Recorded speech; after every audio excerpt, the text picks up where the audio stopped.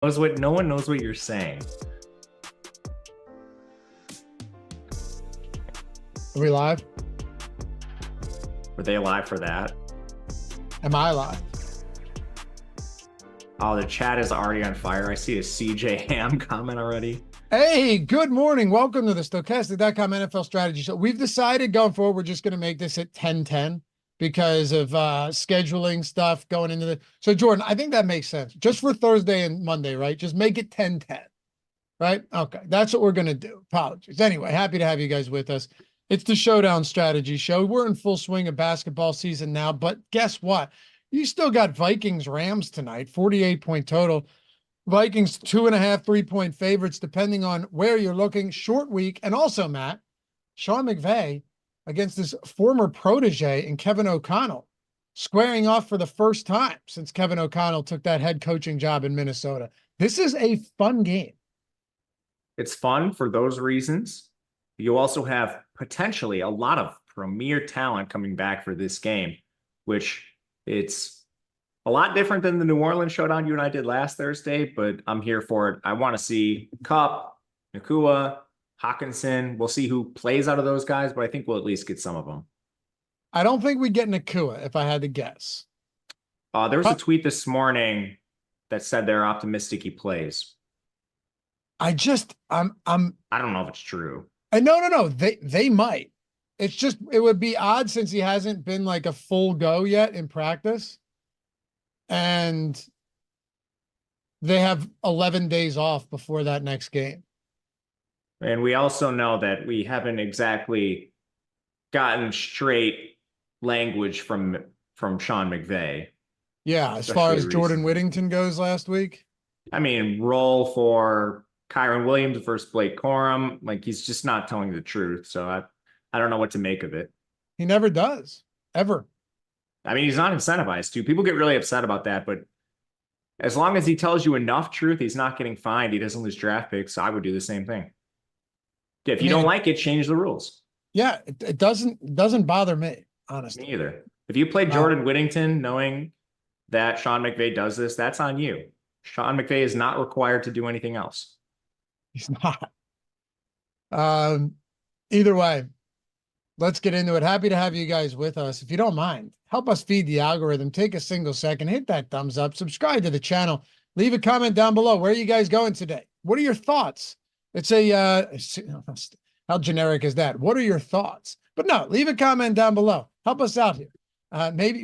Usually the comments are just flooded out with some response to some tangent that you went on about a player you don't like. That's what we've gotten for the most part this season. Yeah, the Jamar Chase thing on Sunday got people fired up. Oh, what'd you say about Jamar Chase? I didn't see that one. I said he doesn't deserve to be paid like Justin Jefferson. You're not a big fan? He could be paid number 5 in wide receiver. Justin Jefferson is 1 and it's not close. Okay, rank me your top 5 wide receivers. If you want to say, okay, he gets the highest contract because whoever gets the next one gets the highest one, sure, fine. I think Justin Jefferson deserves to be paid more than him. I think CeeDee Lamb deserves to be paid more than him. I mean, I forget who I all ranked, but anyway. He's not the best receiver in football. I'm sorry, he's not. Otherwise, he wouldn't be out-targeted by T. Higgins every other week. I'd put him, I mean, he's good. I'd put him behind A.J. Brown. Obviously, what I'm saying? Obviously, I'd put him behind, like, Justin Jefferson is the preeminent receiver in the league for sure. I really like Jamar Chase a lot. Like, he's top. I think he's top 6. I'd put him behind Tyreek Hill. Same, not close. Yeah, I think I already said him. Yeah, CD probably. Like, who would you put higher? Amon-Ra St. Brown or Jamar? Jamar. Yeah. So who did you say your 5 are ahead of him? Justin Jefferson, Tyreek Hill. I don't know. I had the list in front of me then. I don't know. CeeDee Lamb, AJ Brown. I think there's a reasonable argument for Nico Collins as you extend the sample, but he's hurt right now and he hasn't played that much. So maybe he takes a step back. So you're just saying Jefferson's great, or I'm sorry, Jamar Chase is great. He just shouldn't be paid like Justin Jefferson. That's exactly what I said word for word, and everyone lost their minds. I don't have a problem with it. That's what I was saying. If you think it's wrong, tell me who is worse than him out of those players. Yeah, you'd have a tough argument for most of them, for sure. Okay, people saying it's not, he's number one and it's not close. He's closer to Devontae Adams than he is Justin Jefferson. I'll say that is my hottest take. Saying who's number one and it's not close.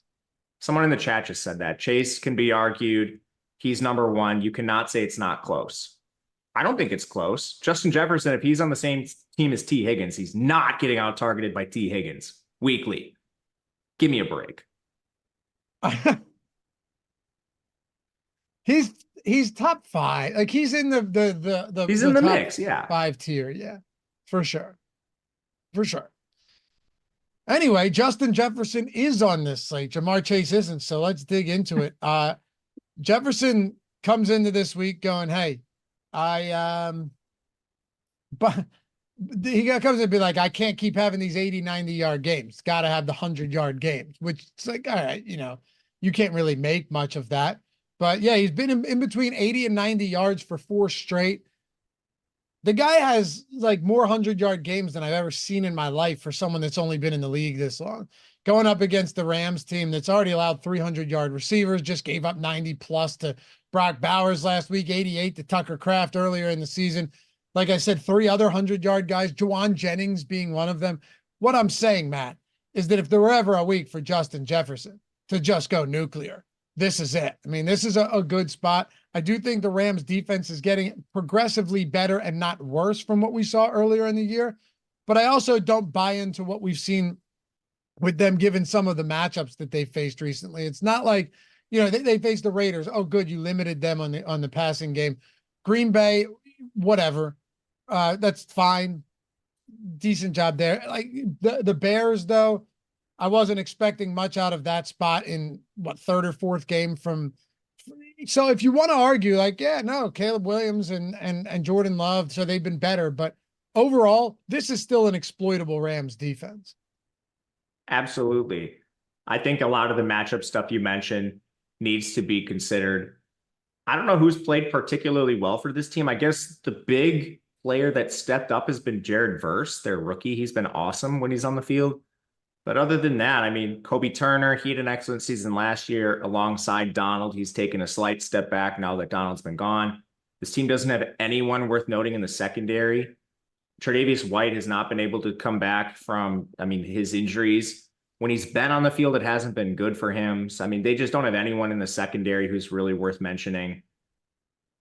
It's a bad defense, man. I don't think there's going to be any resistance when they face better offenses. That's pretty much where I'm at here as well. But on the other side with Minnesota, what's funny about them is, like, yes, they've done a very good job defensively, highest blitz rate in the league. They get to the quarterback. That only I think one team has more sacks than the Vikings this year, I believe. As a matter of fact, it's the New York Giants. So they've done a lot of things well. Brian Flores has done a lot of things well. They're third behind the Giants and the Broncos. But at the same time, they've allowed a lot of yards. And some of that could be due to the fact that they've played with the lead in a lot of these games, Matt. But, receivers have still had big games against the Vikings. Passers have still thrown for a lot of yards, had big games against the Vikings. The 48-point total kind of tells a real story here that this could turn into a shootout tonight. Yeah, we're expected to get a lot of good players back, so that makes sense. But I don't think this Vikings team has an elite defense by any means. And you can poke holes in some of the situations they played in this year. They have an awesome DC, and he's been able to maximize the talent they have on the field. Flores, he's awesome. But it's still a team that's working from a talent deficit. So when they face better offenses, I think it's going to be tricky for them. The Lions just put up 31 points on this team. The Packers were right there at 29. Otherwise, they played some questionable offenses. The Giants, Houston, for whatever reason, can't figure out their offense. I know they're supposed to be explosive, but we're getting a pretty long sample of them not being that. Handled the Jets. They're the Jets. So, I think this schedule at least defensively, you can poke holes in a lot of the opposing signal callers they face. And when they have taken steps up, they've given up points, yardage, production across the board. Absolutely. So now really the question is with Puka Nacua, if he's back or not. Like they're saying they're optimistic that he'll return, but then you had McVay just like yesterday or whatever being like, well, he hasn't really been a full go yet. You know, he hasn't been full speed. Like, let me see if I can find this, because this to me is kind of important. The reason I say it is because we saw like very limited work and practice from Whittington, and then he ends up playing 9 snaps. So McVay said after the game that was because Whittington was a rookie. So, I mean, as a rookie, hypothetically, you need more time to get the game plan under your belt. You're not a veteran. You're just not in tune with the processing and haven't played these teams before. Nakua's not that. He's like slightly ahead of that, I guess. He's at least had a year under his belt. But I agree with you. And it comes down to just the point where I don't believe what McVay says. Right. Yeah, and you're right. He said he was a rookie, but also said he just wasn't able to get enough work in throughout the week, which I guess speaks to what you're saying. But still, he said he was active. He was going to play. And I mean, I guess he played. But that's the thing. He didn't lie, but he didn't tell you all of the truth. Exactly. And that's the issue that I'm having. Where do we land? Where do we land on a guy like Puka Nacua today if he plays? Because if he doesn't play, Cooper Kupp might be targeted 18 times in this spot. Like, this is a good spot against a blitz heavy team. I know you don't care about like the zone and man coverage stuff, but third highest rate of zone coverage. Cooper Kupp's just dominant in those situations. He's going to get peppered with targets if Puka Nacua is out. I think he still gets very involved if Nacua is in, but Nacua unquestionably proved last year as a rookie that he's going to eat into to Cooper Kupp's target share if he's healthy, if he's active. Yeah, 100%.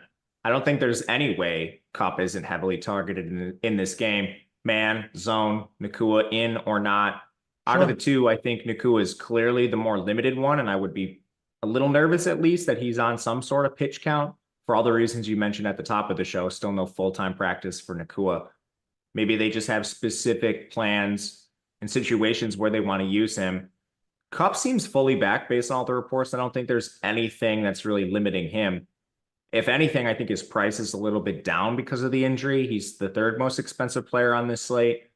Because of the volume, you could see him right up there with Jefferson in a week from now, something like that.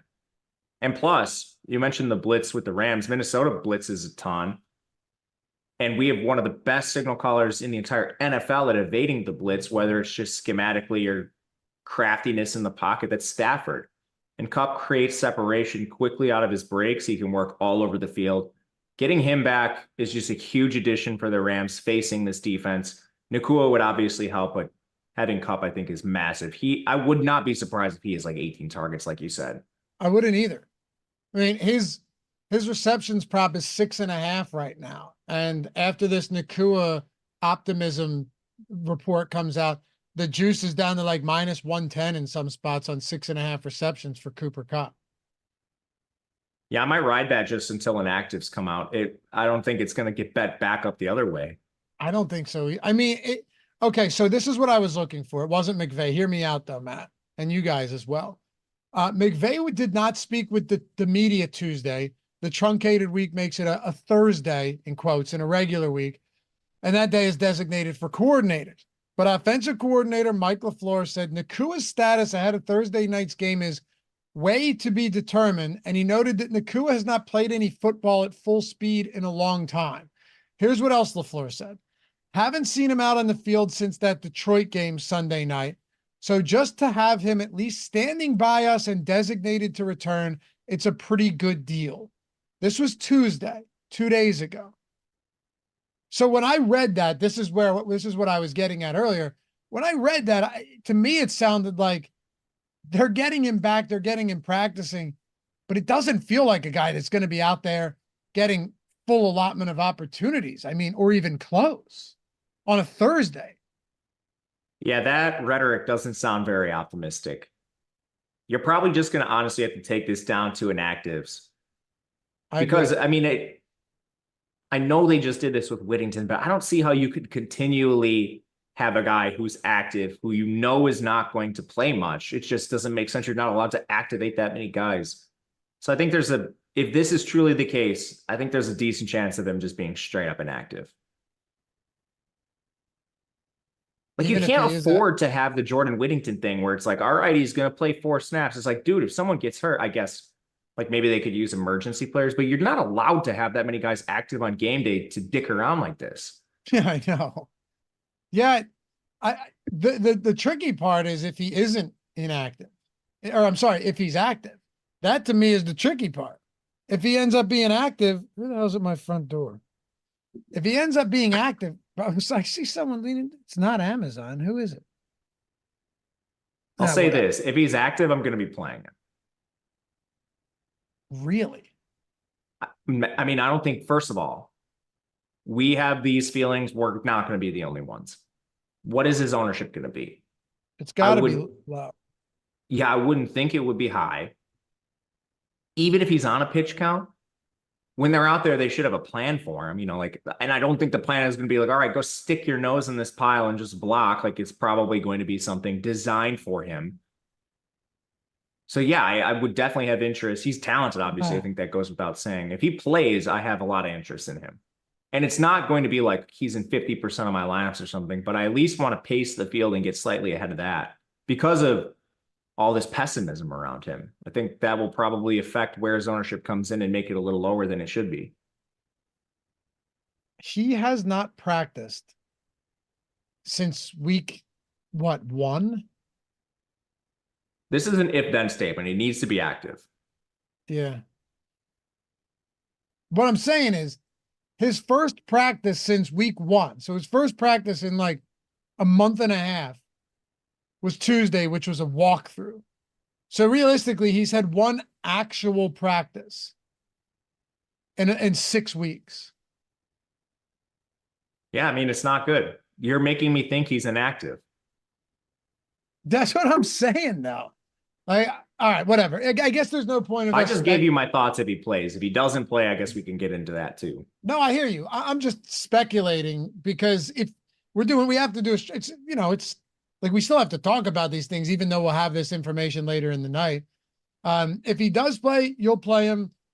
For me, it's not going to take me off Cooper Kupp at all. I think Cooper Kupp, as you mentioned, is a full go. No limitations in practice this week. Even in the estimated Monday practice, they considered him a full participant.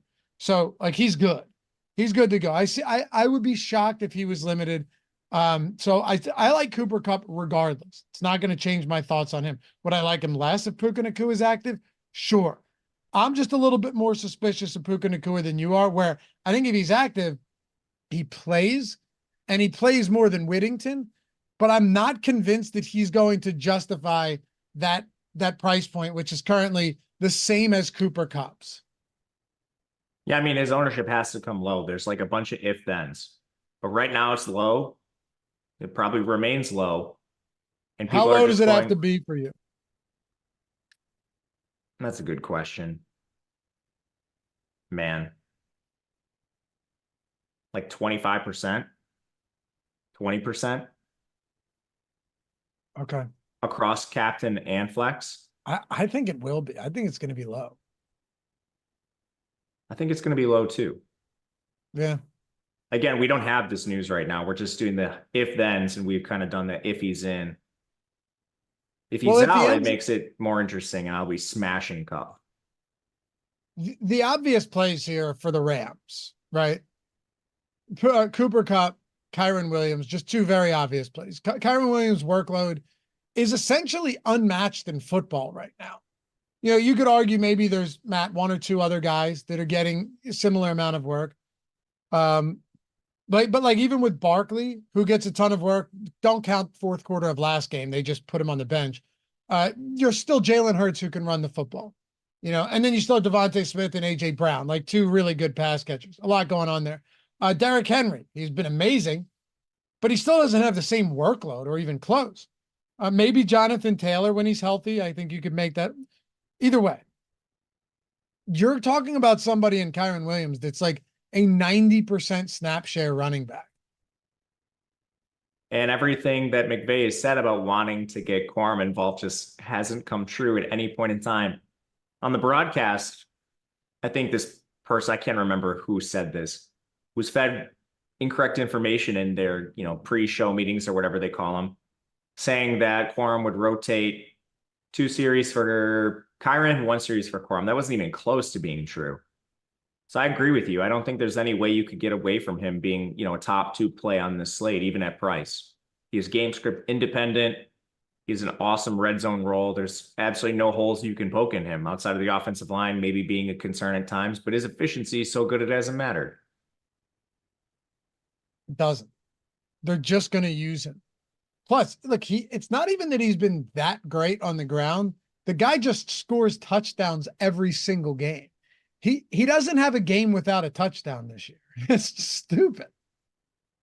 Sean McVay has done this for years. Going back to Gurley, he loves to use one running back and feed them, just absolutely feed them. The Rams starting running back is so valuable across any season, regardless of who it is. And I think for DFS purposes, you just want to be playing Kyren at some capacity. There's a lot of studs on this slate. So I could see you maybe choosing like Jefferson, Kupp, a quarterback, Aaron Jones, because we have a lot of alternatives. But man, I'm certainly not going to be coming in underweight to Kyren. I'll tell you that. Me neither. Or Cooper Kupp. Agreed. Once you get past those guys, that's when you start to go, all right, so what do we do here? Like Tutu Atwell is the biggest loser in all of this. As far as like Kupp returning, Puka Nacua possibly returning. Because Atwell's actually been pretty involved recently, but he's, and don't get me wrong, it's not like he's expensive, but you could see the opportunities dwindle pretty quickly for somebody like him. He is playing, 78+%, between 78 and 90% of snaps over the last 3 games, 74 in week 3. But if Cooper Kupp returns, it's more so just a target share. So actually, why don't we do this? Let's look at week 2 and week 1 so I can kind of give you an idea of what I'm talking about here. So week 2, and I don't even know if this matters because Tyler Johnson, you're going to have to help us out here, Matt. So like week 2, Cooper Kupp is active, right? And he plays 52% of snaps, gets hurt. Jordan Whittington plays 50%, clear beneficiary there. Tutu only plays 19. Tyler Johnson plays 87%. Demarcus Robinson, we know he's just going to be out there no matter what. Like we saw it in week 1. He's going to be out there no matter what. But it's been all over the map recently where with Jordan Whittington out, let's say Puka Nacua doesn't play. How do you see these snaps breaking down between Tutu, Tyler Johnson, Robinson, and Kupp? Oh, Johnson's been benched. So I think it's very clearly Robinson and Atwell in that situation. Probably like 85 to 90% of the snaps. Johnson played 91% of snaps last week. And I think he hits the bench. Well, I mean, look at the 2 weeks prior to that. Oh, I thought you were saying he was benched last week. Yeah, exactly. He completely fell out of favor before they couldn't use Whittington anymore. Yeah, that's what I mean. Sorry if that was unclear. No, you're good. You're good. Makes sense. So I think he just returns right back to the bench. Where honestly he belongs.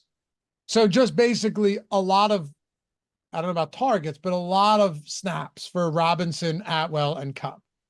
Yes, because they very rarely rotate personnel groupings. It's 11 personnel almost every single snap. And Tyler Johnson's already hit the bench for performance-related reasons. If it hadn't been for the Whittington stuff, I imagine he would have been right there again last week.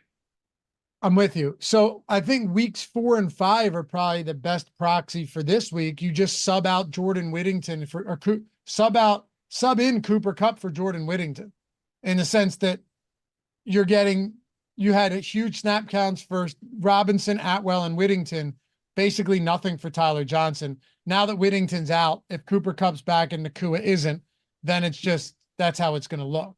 Now, if Nakua's back, how do you think the snaps look between Robinson and Atwell? Because then Tyler Johnson's a distant afterthought, like might not even see the field once. I disagree with projections and props. I think it's mostly Demarcus Robinson. We have an enormous sample of this being the case. So I Wait, know wait, mostly Robinson, what? playing. Agreed. Yes, agreed. Yeah, but I mean, there's some very nice angles in DFS and props if you disagree with the current projections, which have Atwell ahead of him, which I personally disagree with. And I mean, you have to kind of finesse this, like toe the line here, because like his props are like around 30 yards in some spots. They're ahead of Robinson's in some spots. But when have the Rams ever played Tutu Atwell ahead of Demarcus Robinson? They haven't. Exactly. So, I mean, like you have to make a projection moving forward if you think that's the case, which everyone is. And I went and I like scoured the internet. There's been no reports from the coaching staff or anyone saying Tutu's playing ahead of Robinson. No, this is just coming down to what Tutu Atwell has done recently, I think. For sure. Without Cooper Kupp, without Puka Nacua, because he has been the most heavily targeted pass catcher in this offense. But I don't think that really translates to much if these guys come back. Agreed. His targets per route are going to drop significantly. And again, this is if Nacua plays. If Nakua's out, it doesn't matter. Atwell and Robinson are likely on the field together. Yeah. And we will need to wait on more news as far as Puka Nacua goes, for sure. Yeah, absolutely. And I don't think like Nacua coming back or being out really affects like Tyler Johnson. The Rams are sort of unique where it appears they have direct backups for certain receivers, whereas other teams will just have like a number 4 and the 4 will become the 3, no matter who's out ahead of him. But Whittington immediately started playing when Kupp got hurt. So now that these two like interchange for each other, I don't think, Tyler Johnson sees a boost or anything like that. I think it is literally just 1-for-1, Kupp back. Okay, now Robinson and Atwell occupy the other roles. Tyler Johnson, dust. That's how I see it as well. And even a guy like Kobe Parkinson, because it's a showdown slate, you're kind of just forced into maybe playing a bit of him, but he's really not that cheap. He's been all over the map from an opportunity standpoint, but like last game arguably was the actual outlier in that spot where he was only targeted 2 times, a game where they also really didn't need him all that much. What do you do with Parkinson today? Less interested in him because you just are dropping the targets per route for every player on this team outside of Kupp. And it could be even worse if you get Nacua back. So those players, when healthy, are occupying 60% of the targets, 50 at least, probably close to like 55, 60% at full strength. And then Kyron's taking what, 8 to 10? There's just no room for anyone at this price, especially when they're elevated because they've been focal points without the studs. I mean, it's just very hard for me to get to Parkinson, Atwell. I'd rather play DeMarcus than both of them at price. Yeah, I think I would too. He's just going to be on the field the whole game. And he's cheaper. Yeah. So you get better lineups, I think. Yeah, he's actually a lot cheaper. I mean, he's cheaper than Tutu Atwell. He's cheaper than Parkinson. He's down there in a range that doesn't have a whole lot of great options either. If you're talking about some of the cheap options today, there's really Blake Corum's essentially not playing right now. I know he did have, he's getting a few opportunities in the run game, but nothing in the passing game. He has 1 target, Matt, all season long. So he's been uninvolved there entirely. Also, against the team that blitzes at a high rate, do you want your rookie out there picking up the blitz against this Vikings defense, on 3rd downs? Probably not. So, I mean, what do you project Corum for? 2 or 3 rushing attempts? I wouldn't project him for anything in the passing game. Yeah, 100%. I do not think you see him on any 3rd down. So you laid it out well. He's wildly inexperienced pass blocking too. His college team, Michigan, didn't pass the ball. And when they did, they yanked him for Donovan Edwards. So, I mean, he does not have like hardly any reps doing this. I don't see any way he's on the field for 3rd downs. And he's not going to be on the field for high leverage situations. Red zone, absolutely not. You need an injury with Corum. All right, so how about this? Let's go sub 4K, not including like Rams or anything like that. Like kickers' defenses. So, sorry? Like not include kickers' defense? Yeah. So, I mean, at this point, it would just be Rams defense because it's below 4K. Yeah. Tyler Johnson, pretty much unplayable, even if it's just Cooper Kupp back. Would you agree? Yes. Okay. Um, Demarcus Robinson, solid at that price point. Johnny Mund is down there, but we could have TJ Hawkinson back today. So that would pretty much, I don't want to say eliminate him from contention because they might work Hawkinson in very slowly. But also Johnny Munn's just not particularly good. Blake Corum, Cam Akers, Josh Oliver, Myles Gaskin, Ronnie Rivers. Who are some of these? Brandon Powell. Is Xavier Smith? Is there anybody down here? Is there anyone down here that justifies even a little bit of exposure? In my opinion, the best is Demarcus Robinson. And I could be talked into Hunter Long or Davis Allen. I know they played an incompetent team last week, but it was still semi-close. You saw a season low 64% of snaps for Colby Parkinson, coincided with the second highest for Hunter Long at 29%, and Davis Allen by far the highest for him at 22%. These guys are just near the stone minimum. So if you get one target, one catch, but you get an extra stud from it, I think that could be enough. So I don't know. Those two might be my second and third, honestly. It is disastrous. Outside of that is probably the backup Viking tight ends. That's probably how I would go 1 through 5. Robinson 1, the backup tight ends for both teams. So Antoine Murphy, what's up, dude? In chat says they want to get Blake Corum more. They want to get Blake Corum more snaps. The Rams also want to get Xavier Smith more involved in the offense. Here's my issue with that is just taking anything Sean McVay says as serious. He said that last week, and both of those guys played no snaps. Not actually, but played. Corum played 6. Xavier Smith played 5. Yeah, Xavier Smith had 2 rushing attempts. He did have a 24-yard rush, but which probably goes away now that Kupp and Nakua are back because he likes to run those guys. Yeah. Like why? I know they. Why would you want to get Xavier Smith more involved, right, whose future is with the St. Louis Battlehawks, when you have Cooper Kupp and presumably, potentially Nakua back? You can take what's been said in the media, and then you can take what's actually happened and we've seen with our own eyes. And up until this, like if it happens today, then you and I go back to the drawing board. But we said it on Monday. We can only do with this as much as we have in front of us with the data that we have. And Kyren Williams is averaging like 85% of snaps a week.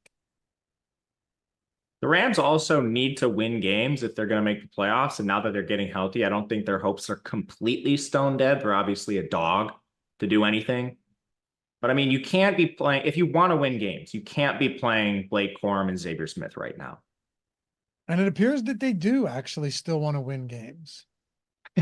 Believe it or not. Well, their division's not that good right now. Yeah, man. I mean, you get backdoor your way in the playoffs.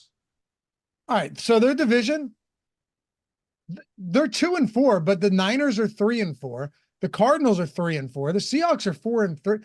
As crazy as it sounds, like they're not out of it, even though we all know they're not a great team. Like maybe they do. Maybe they trade Cooper Kupp. Maybe Stafford's gone. Who knows? But for tonight, that's not the case. Watch Matt. We get done this show and Cooper Kupp gets traded. Watch that happen. There have been those rumors. Yeah, we'll see. All right, let's get into this Vikings team a little bit more. Appreciate all 550 of you guys hanging out with us right now. One other thing before we dig deep into this team, because it's an interesting one. If you guys have ever wanted to utilize our tools, whether it's football, whether it's basketball, doesn't matter, and you've been looking for a way to do it that fits your budget, or you're just looking for an opportunity, no better time than right now. Because all right, so do this, whether you're on your phone or you're on your computer, go into the description. See where it says, join any sportsbook, gets Stokastic Sims free, right? Click that link.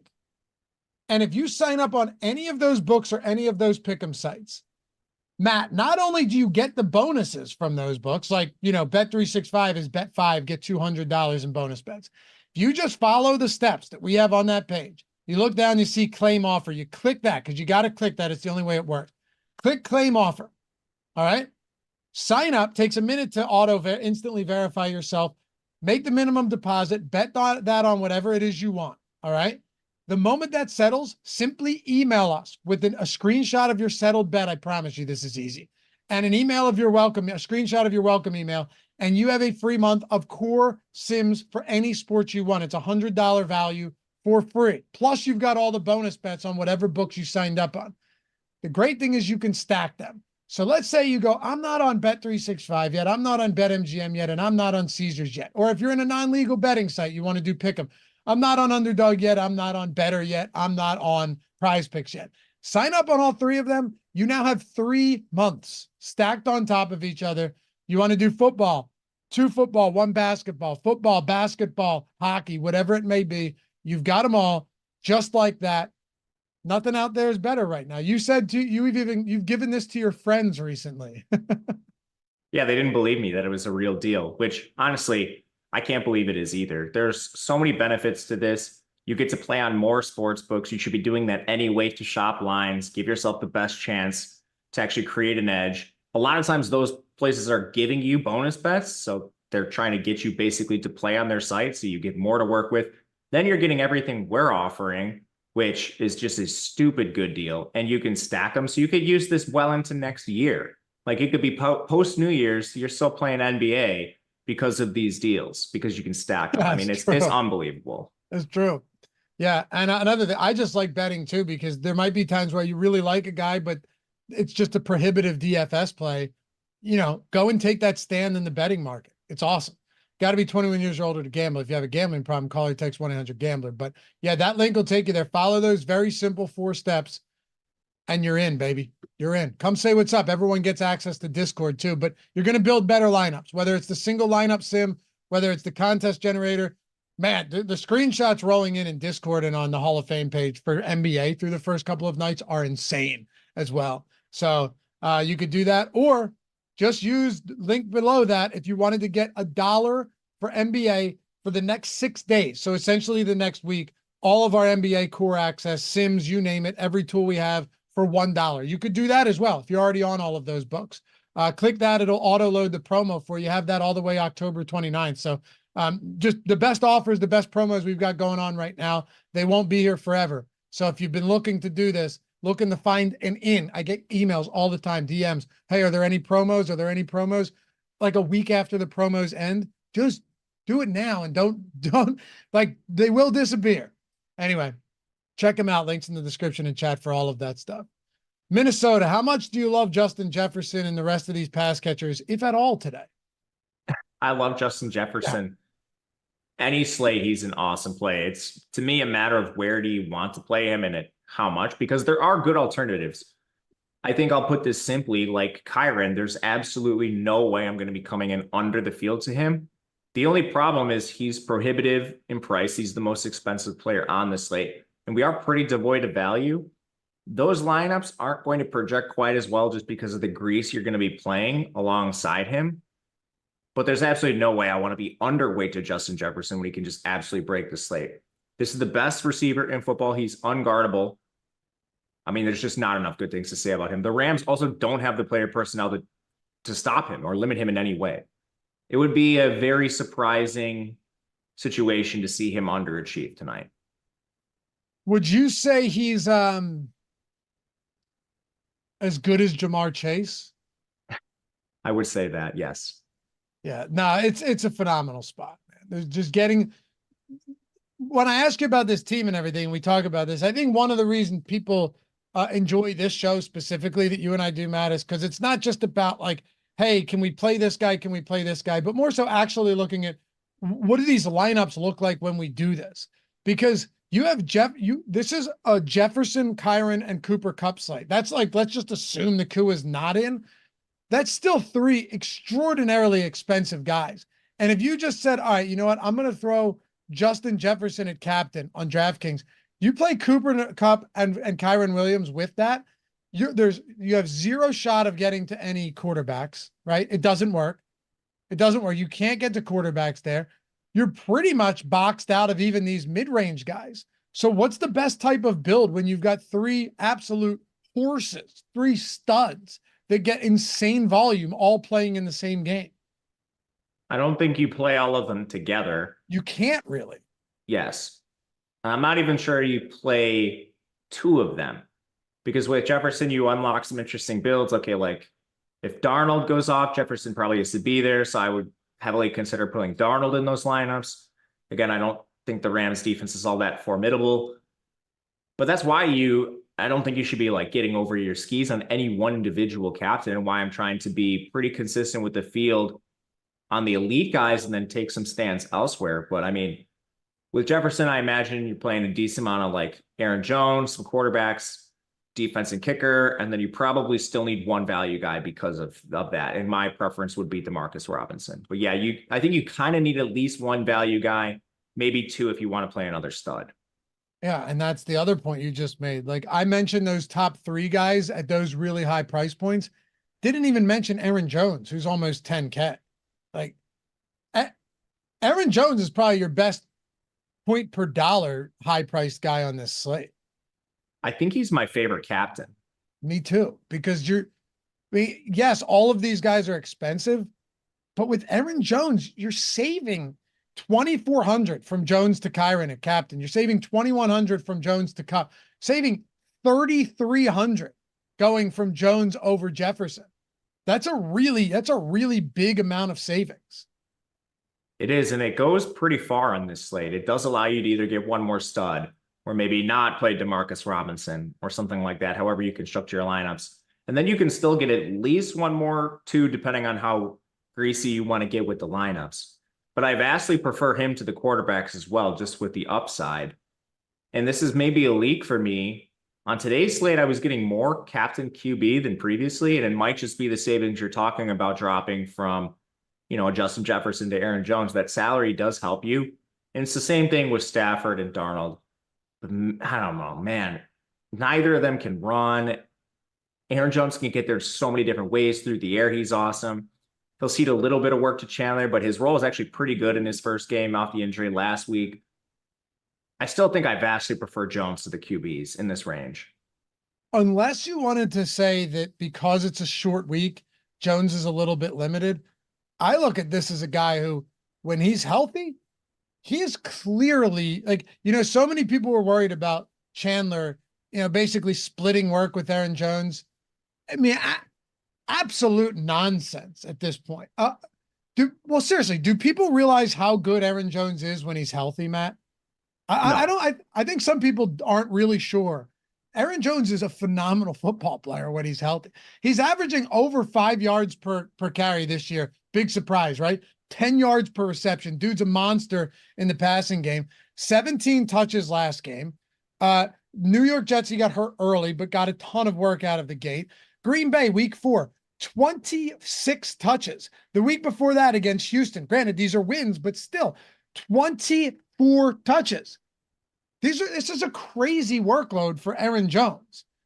And the road favorites. Like if this plays close to the spread or they play with a lead, Aaron Jones is live again for 20 touches. He should be the same price as Kyren Williams, honestly. Yeah, I don't disagree with you. If not, Kyron's price very, very close. He's been nothing but efficient, and the volume has been there when they've been in competitive games. So I have no pushback there.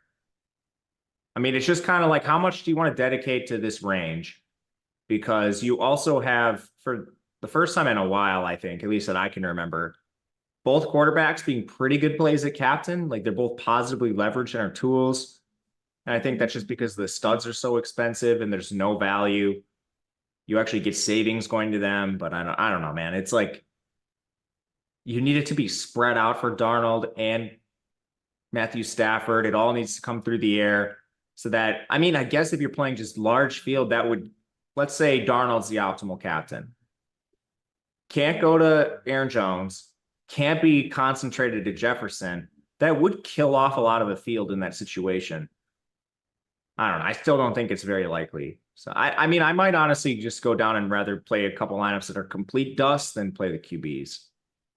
Isn't that crazy in a game with a total like this? But it's hard. It's harder to get there unless you're going like Addison and Naylor with Darnold, and you don't want to go and you have no Jefferson in those lineups.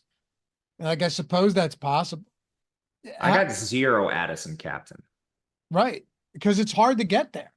Jonathan asked, well, with cutback, doesn't that take some of the heat off of the Rams' cheap receivers? They seem like great plays. Well, I mean, yeah, but Kupp is just such a target hog, and these guys aren't priced all the way down yet with cutback. Does he imply that this makes the cheap receivers worse plays? Sorry, I'm not sure I understood. He's saying make some better plays. Oh, I don't think so. I mean, I'll put it this way. Their targets per route run are going to drop exponentially. But who else are you playing down here? So even if that happens, I mean, like, where else are you going? So I think there are good plays kind of by default, even if their targets per route run are way worse. Like, I just don't know what your alternatives are. I know. I guess, like, just going, honestly, dude, maybe it is going all the way down and playing Hunter long. What's the difference? Let's see. I mean, it's like just 3 points, 4 points, but still. Just full out punt. Yeah. Why not? I mean, you might just, you're pretty much embracing that you eat the 0 there and assume that this is a game where the studs are all needed. Not all of them, but they're needed. Hunter Long hasn't been, it's pretty bad, but last 4 games, most recently week 7, 29% of snaps, week 5, 22, week 4, 21, week 3, 45. They use a lot of 12 in that game for whatever reason. They don't usually do that. 19 in week 2. I mean, I might just take the 20% snap share at $600 or whatever he is. Yeah, but yeah, I guess so. I mean, he might get 1 target. Hopefully he catches it.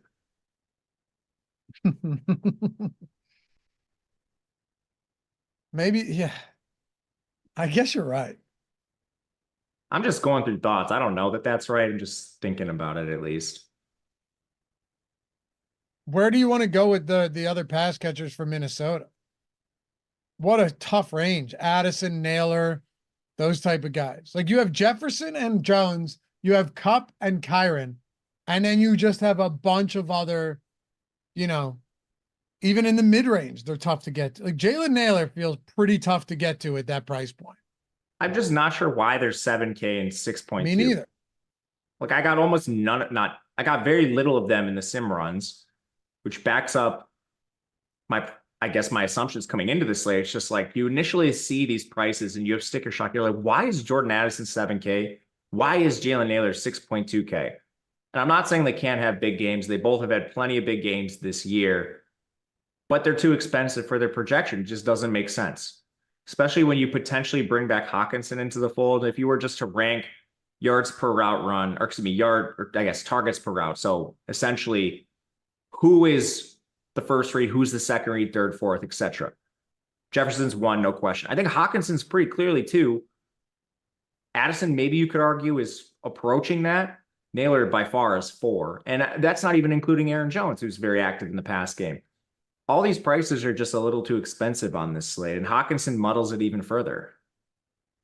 Yeah, if Hawkinson's back, I think would you agree he would not be full go as far as I don't think so. Yeah, I would think they'd work him in. But he ruins 2 value plays. Yeah. He ruins the mid-range. Yep. Yeah, if Hawkinson's back, to me, it makes no difference for somebody like Justin Jefferson. I don't care, and I don't care how it doesn't affect Aaron Jones for me or anything like that. But like Johnny Mundt and Josh Oliver, what are theirs?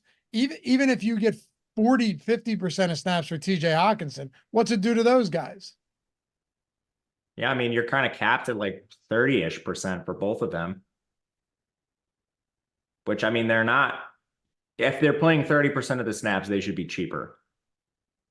Munt is 2.8. Oliver is 1.8. If they're playing 30% of the snaps, why are you not just going down and playing Hunter Long? Seriously. Yeah. I'm looking at my initial Sims run here, and I have a lot of Aaron Jones at captain. I'll throw that out there.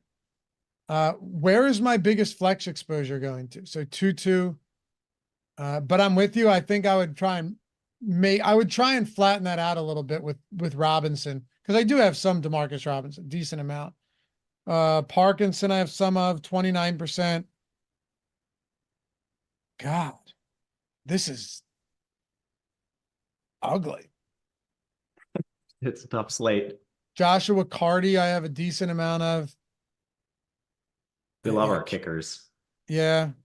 I'm getting a decent amount of both kickers, as a matter of fact, today. Both of them. I think that makes sense by default. It does. 28% Rams-Vikings at flex. But do I have any kicker or defense at captain? One lineup with a kicker at captain. That's it. So it looks like Jones and Cup are my two highest owned captains right now. Right now, for me, it was Jones and Darnold. Darnold's my third, tied with Justin Jefferson. I have no problem with that. We'll see where this goes. I want to bring Kyron up, I think, a little bit, probably at the expense. I think my approach will just be semi-flat to these studs at the top. I don't know where I'm going to come in with the greasy captains, if I'll play any at all. Make sure to join us for Live Before Lock tonight. This will be an important one. Yeah, it's a huge one.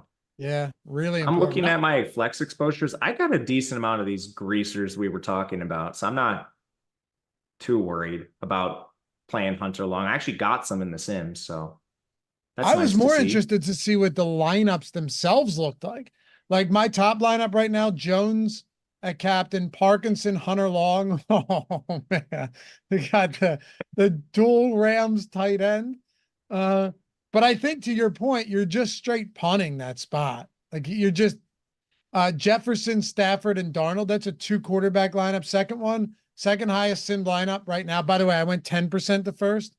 Jones, Cup, Davis Allen, Kyron, Matthew Stafford, Tutu Atwell. Okay, I actually like that. But, that's a no Justin Jefferson lineup. Then Aaron Jones, Justin Jefferson, Darnold, Atwell, Vikings, and then some kicker madness. So, yeah, look, some of these lineups don't look terrible, but put it this way, Matt, if you're only playing 1 or 2 lineups, you're going to have a heavy stand not being on one of these top price guys, and it's going to be a scary night. Yep. And I mean, I kind of like that. I don't think dupes are going to be as much of a problem. Like, you have to make hard decisions. Yep. And I still would rather do that than go all the way down and captain like Tutu or Robinson or Parkinson. And it's not just their ceiling. One thing I'm noticing looking through the lineups, because I'm trying to like isolate these cheap captain lineups, see how viable they are.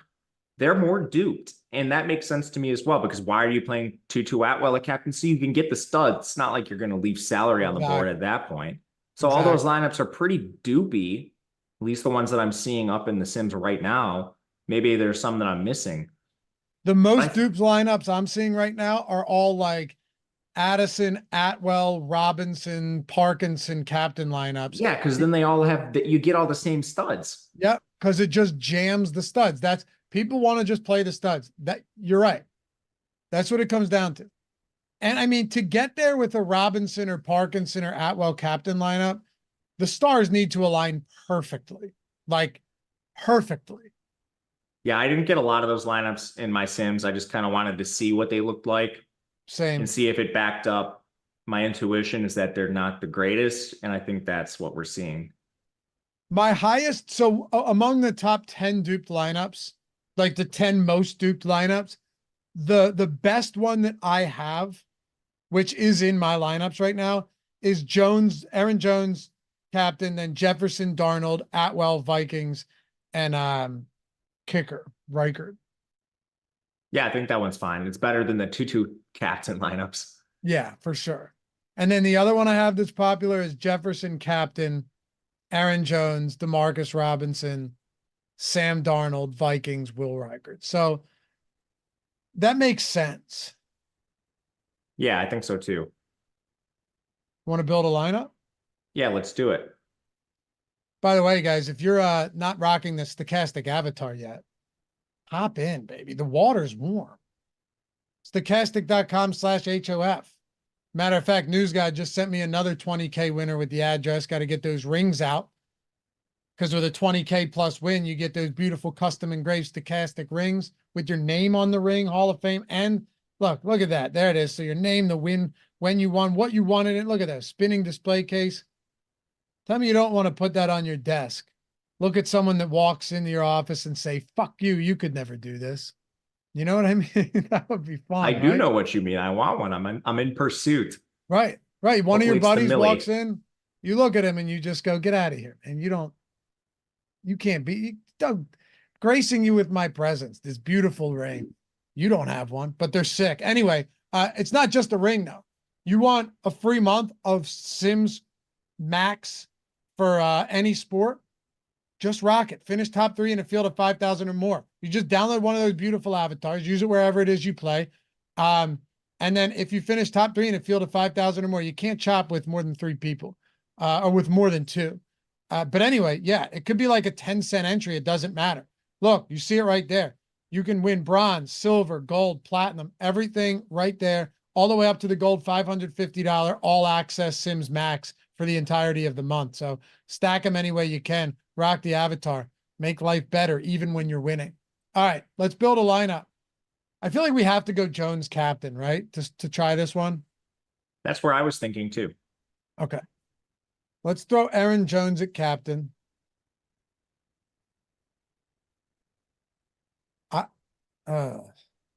It gets tough right away. It's so tough.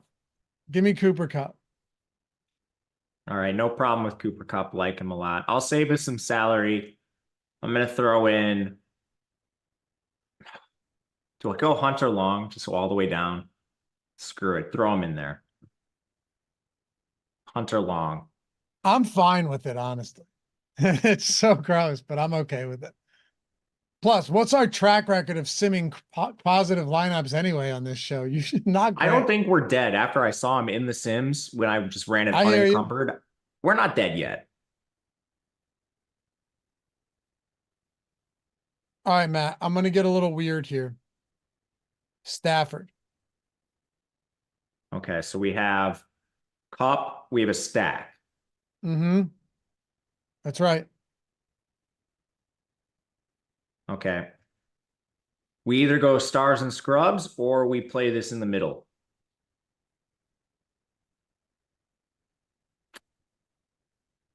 Really? With 7,500? Yeah, I mean, so you could go like Jefferson and another punt, or you could play like That's what I Darnold want. and a kicker. No, I think I'd rather go Jefferson and unless you, Yeah, Jefferson and a punt. So that gives us Jefferson, DeMarcus Robinson's very, very alive. yeah, it is.